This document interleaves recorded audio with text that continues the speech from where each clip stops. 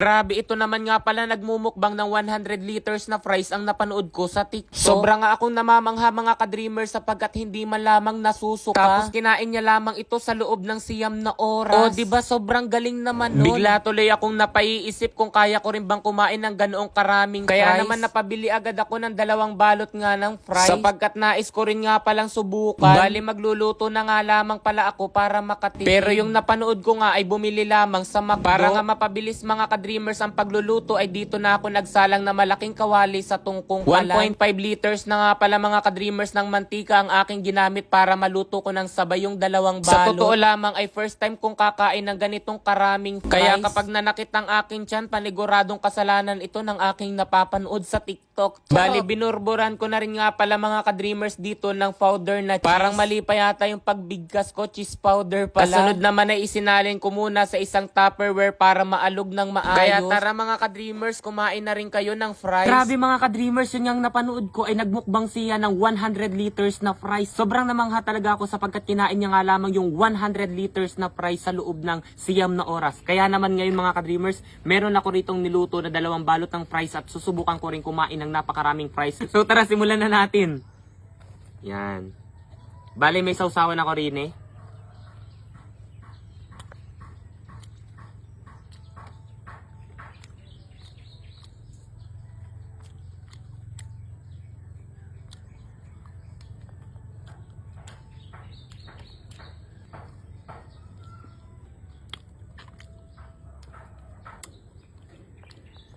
Hmm. Hmm. Hmm.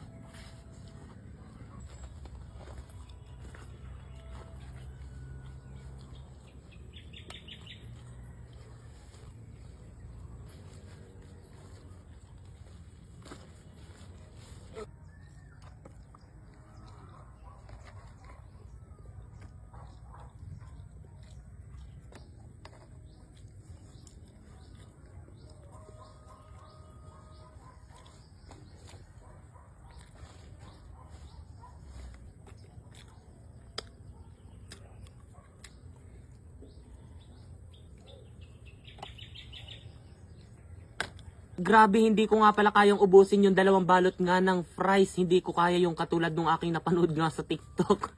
So yan, parang hindi na kinakaya ng aking tiyan, hindi na tinatanggap. Ang dami ko pang natira mga ka-dreamers. Feel ko ang aking nakain ay nasa 1/4 lamang. Pero at least sinubukan natin. Oh! 49,500! I won!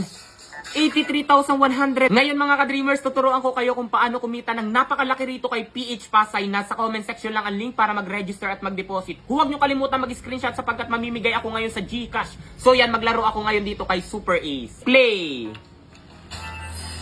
Ito yung pinakamaganda, scatter agad sapagkat may 10 spins siya mga ka-dreamers. 400 na agad oh.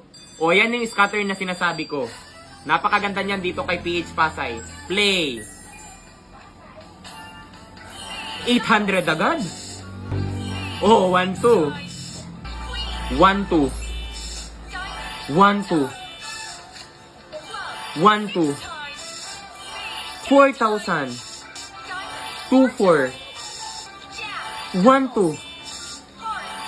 2, 4. Oh, 49,500.